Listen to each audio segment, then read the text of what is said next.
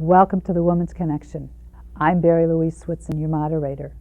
The Women's Connection is a program about events shaping women's lives and helping one gain authentic power on a personal or professional level. So won't you stay tuned? Welcome. With me today is a woman who was at the pinnacle of her career and then the rug fell out from underneath her. And it's all about how she pulled herself back together and what she's on a mission to accomplish in helping you. And I would like to welcome Dr. Leslie Deveraux.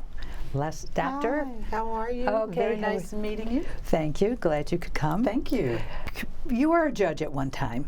Yes, for a short period of time. And then you wound up in jail. Yes. All right. What I was going to say, what was the cause, but what was the path that led? Because you were talking about in your book enablers and codependency. Yes. How did that play a part in your life? So I think probably what I need to do is first define what codependency and enabling is, which codependency is a major element of enabling, and enabling is when one person participates in, reinforces the negative behavior of another person through a course of continuous rescue conduct. So, you know, you have this messiah complex and you feel like you can be all things to all people and handle everyone's situation. You sort of infuse your life into other people's lives, but you do it to their detriment, and ultimately it becomes to your detriment, and that's what happened to me. So I was really a lot of things before I was a judge. I was a wife, a mother. I have 5 sons that I've raised, all doing well, out of college and starting college.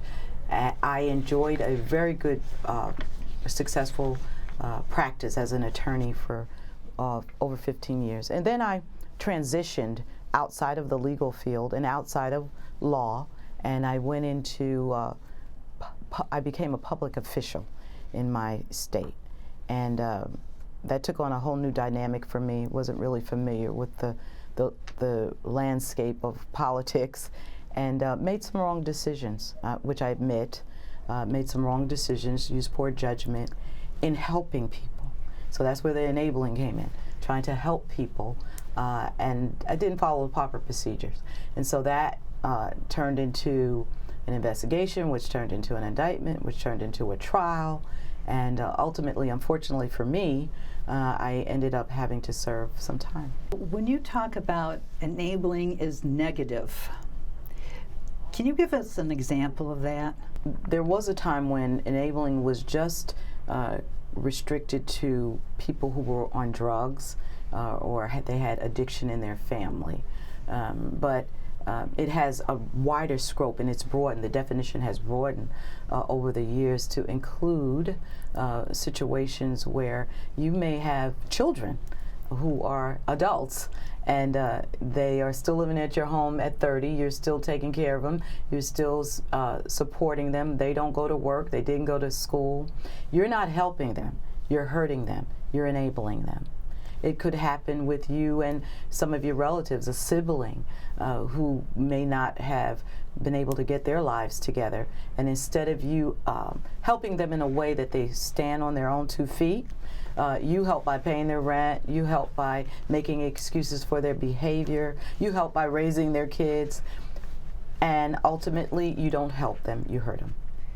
It sounds like there's a fine line here between enabling and codependent. Enablers usually are the ones that, like I said, there's a control issue, and so you're always infusing yourself in other people's problems. Now, it doesn't necessarily mean that you're having problems, but you just want to help them, and you're really helping them and hurting them at the same time.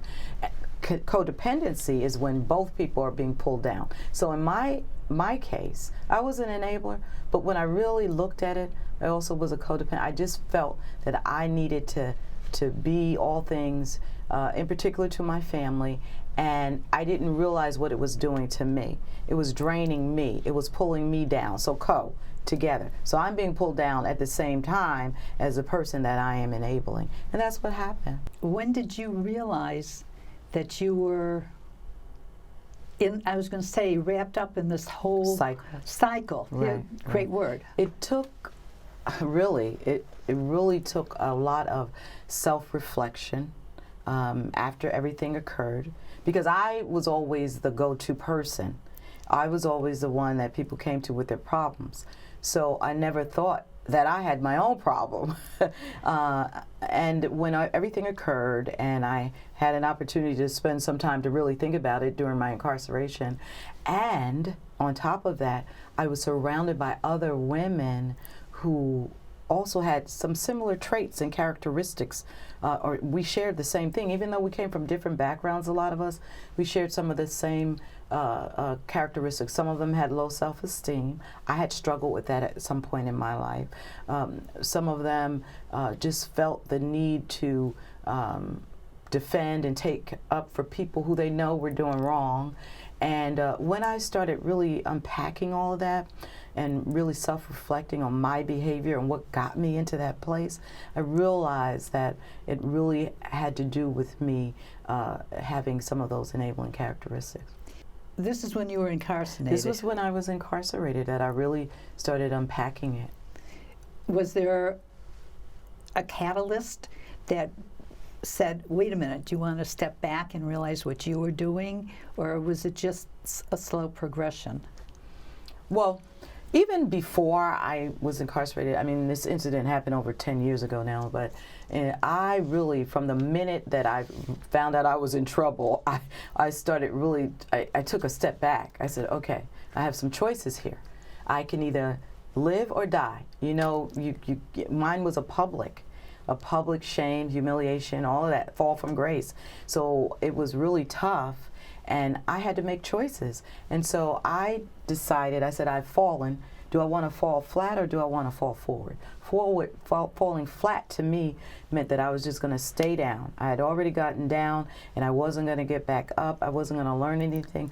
Falling forward meant that I was going to learn, I was going to grow, and I was going to use this experience to try to help other people. I decided I wanted to live and that I wanted to fail forward. And that's what I did. And that set me on a track of reading all the books I could find, inspirational books, motivational books. And I'm a very spiritual person, so I really got into my favorite book and read it and tried to really understand it. And just a lot of prayer and time alone and reflecting on my life and what was going to be the next path. Well, I guess your favorite book is the Bible, yes, where you started holding prayer sessions in yes, jail. Yes. How did that turn other women's lives around? It was very helpful. I was going into a foreign place, a place I had never imagined that I would be, based upon my education and my profession and the life that I was living. And as I said, I started thinking, I had to think about survival. And so my survival instincts kicked in, and I knew, just based upon my own spiritual growth, that prayer was a great mediator, and that if I was going to get these women to understand me and receive me, because it was going to be clear that I was a little different, that I had to use prayer as that mediator to bring them together. I did that, and not only did I do that, I started this whole cycle with words, because I really believe that words have the ability to shape our trajectory, and what we say out of our mouth really determines what we think about who we are. And I started this whole practice and routine of writing down positive affirmations and positive words. Helped the women, and it helped me. Now, I was going to call you the Post-it lady. Yeah, that's okay. I do it every day. You do Post-its. So how did you get Post-its in jail to begin with, to start this whole process and moving, I guess you could say moving the energy around? That's what I did. Didn't get Post-its in jail. It was you had to be really creative. You were able to get certain things, a pen, and you were able to get paper. And so that they gave you a large legal size paper, and I began writing on the paper. every day I would journal. I started journaling, but then we didn't have vision boards. We didn't have glue. We didn't have a big board. So I had to figure out, I wanted to write just words that strengthened me. And so what I did is I took the yellow legal size paper and I drew a Post-it, because I knew what Post-its were, with my pen. And I would draw little squares and I would write the words down, whatever the word was that for that day, and then I would tear it off. I would tear it off. And we were able to have a little bit of tape, and I would put it on my bed, put it on the walls, and those words, the words that I began to put down, were words that empowered. They weren't words to bring me down. They were words to lift me up. For instance, I wrote some words down. I have a word. Now, this word is sad. We can look at this word in a lot of different ways on my Post-it. But we know that people get sad, but during my sad times, and I was sad. I mean, there were days that I was sad, but I was able to look at that word and turn that word around and say, but I don't want to stay here. I don't want to stay sad. What does that mean for me? That's a word that's going to pull me down. So then I began to write words like this word, fearless. I wrote fearless. Oh, I like that. Yeah. And I wrote conqueror. I wrote success. Those words shifted my energy inside of me. I began to feel that there was hope. Even in a place where most people say it's hopeless, that there was hope. And that I could really start thinking about the good things that happened in my past, everything that I had done that was well, and the hope for the present, and the possibilities for my future. And so using the Post-its helped me really getting in tune with what the possibilities could be for me. Now, you put them on different colors. Yeah. Is there a significance with the colors, or is it just what you had to do? Well, when I was incarcerated, we just had yellow. Right. So I have continued this exercise. If you come to my house, you'll see Post-its all over my wall. And I just like colors. And so it's no particular day. It's just, I might pick up a color and just write out a word. So there's no rhyme or rhythm to me doing this. But the other thing is I wanted to say about when I was incarcerated was that I shared this exercise with the young ladies. Because many of them were hopeless, and some of them couldn't read a full sentence, but they could read a word. Wow. They could read a word. And so I would sit down with them and, ask them what their dreams, what their hopes were, and then we'd come up with a word. And we'd write the word down, and then I'd tell them that this is the word that I want you to carry with you for the day. That's what I want you to carry with for the day. And they were never negative words. They were words that empowered and inspired. How did the women react? Okay, I was going to say, how did the women react? That's one question. But how did the officers who were in charge of everybody react to all of this? Did that change them also?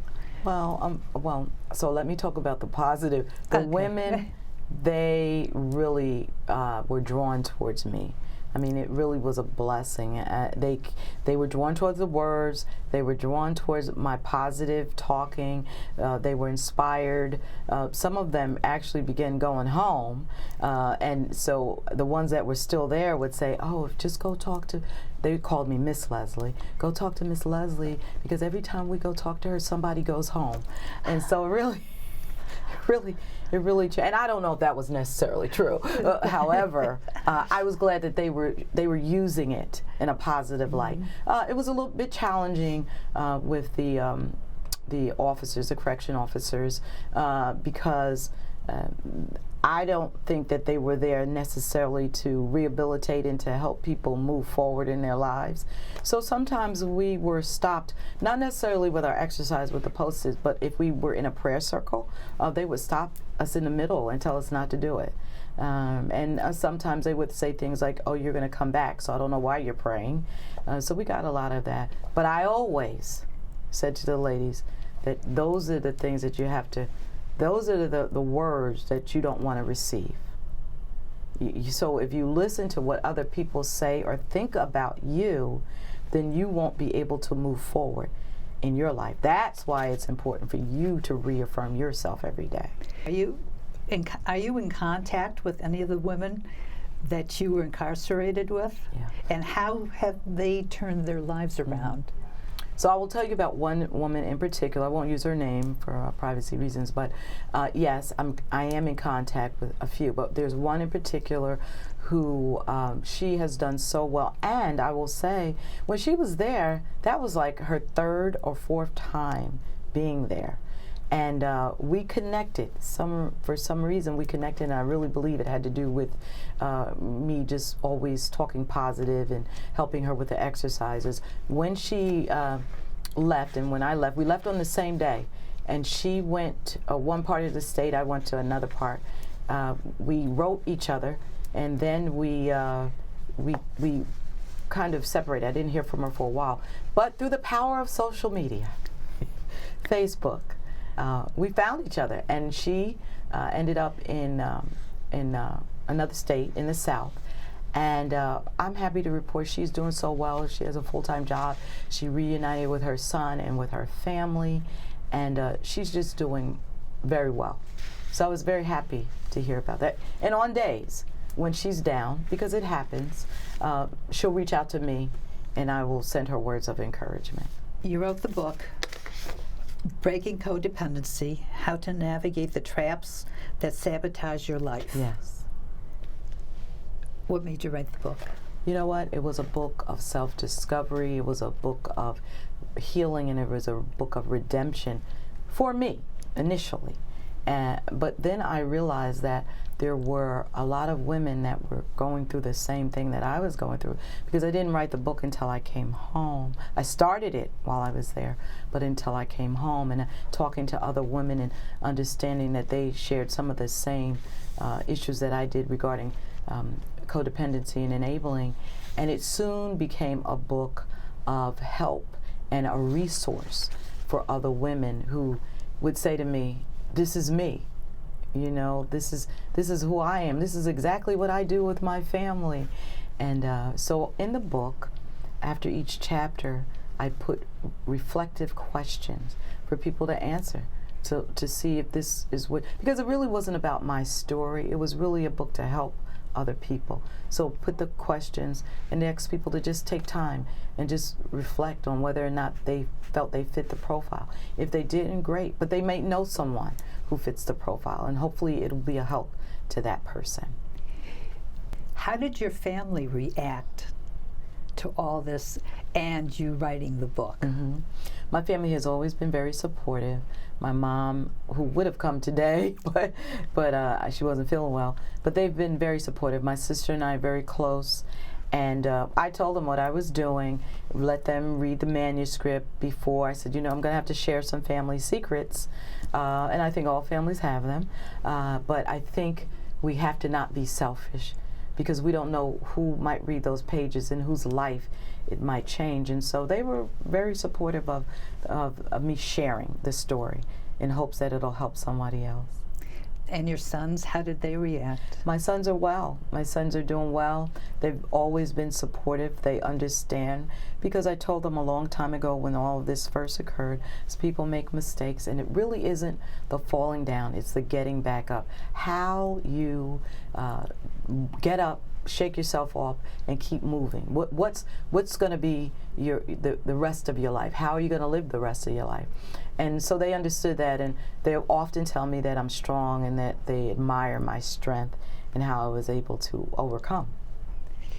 With all your words that you use, yes, what are the favorite ones that you posted? Because I know when I'm in a stressful situation, mm-hmm. I have Post-its around my apartment, and I put, you know, let go, let God, yes, believe, and all kinds of other right, things. right. And it's just up there to remind me to calm down, to go with the flow, yes, which it can be very difficult.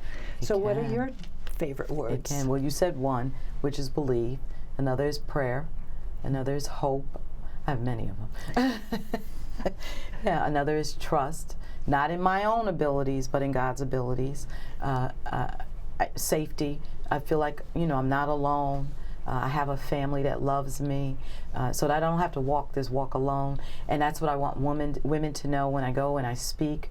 I do motivational. I like to call it transformational speaking, because motivational is just like a shower. You can get in and you get a quick rush and you go home and it's gone. But when you talk and you speak to people's pain and you speak in a way that tries to transform their thinking about their self and their life, then you know you've made a lasting impact.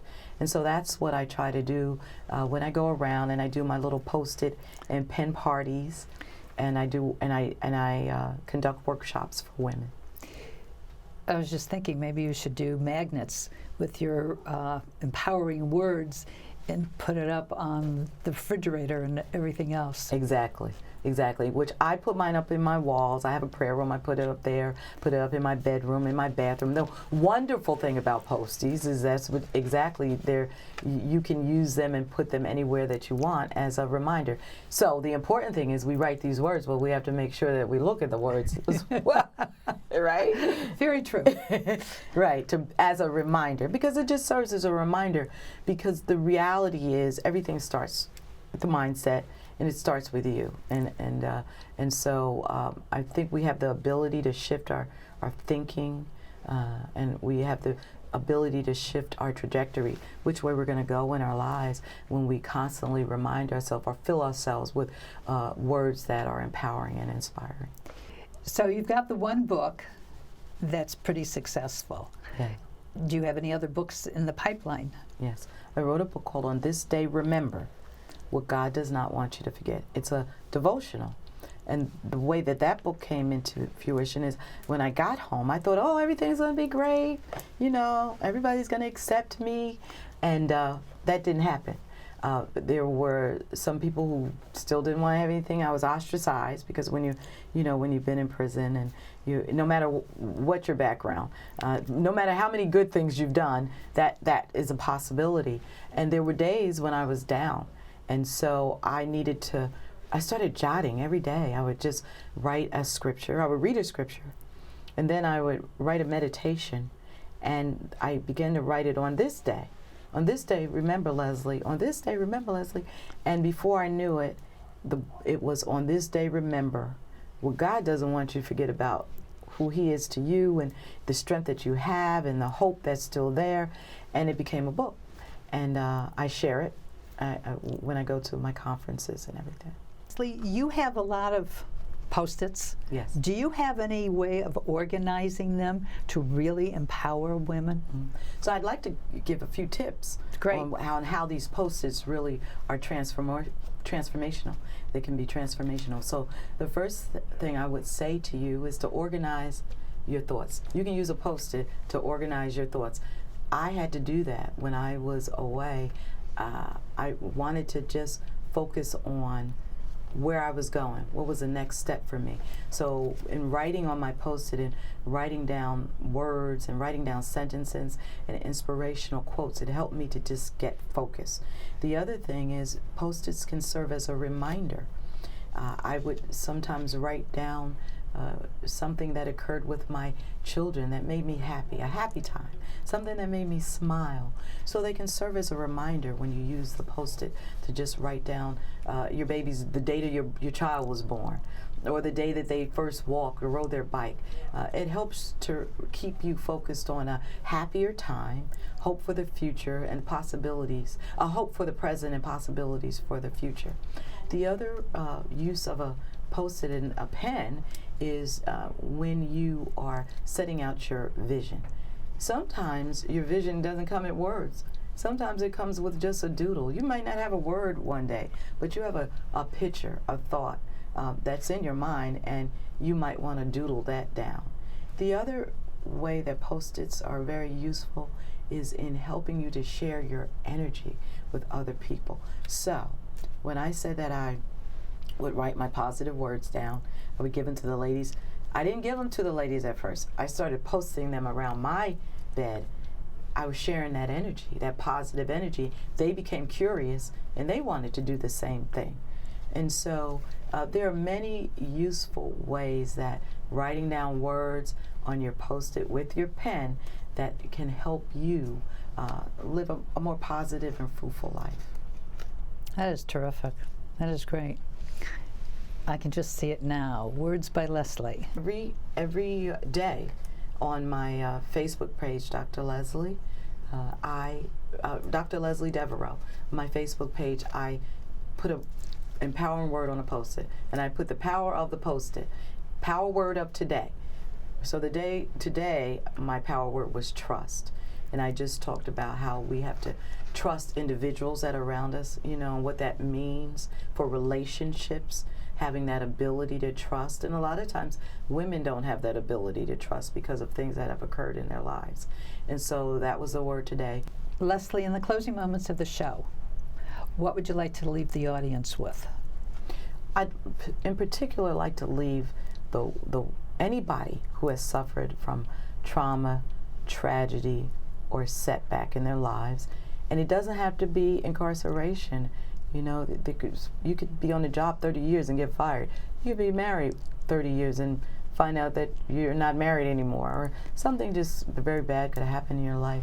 That there really is hope, and that we begin that process by really taking a deep look at ourselves. It all starts on the inside. It's an inside job in terms of us turning our situations from negative to positive. And so I would suggest that if you're in a situation where you feel that you've reached adversity has overcome you, that just begin with one word. It only takes one word, one positive word, to really help you to begin to chart out a new trajectory for your life. I started with a word. The word became a sentence. The sentences became paragraphs. And before I knew it, I had a book. And if I can do it, so can you. That's terrific. Thank you so much. Thank you. It was great having you as a guest. Thank you. And thank you for joining us. Are you an enabler? Love to hear from you. Please write us here at The Woman's Connection. Bye now.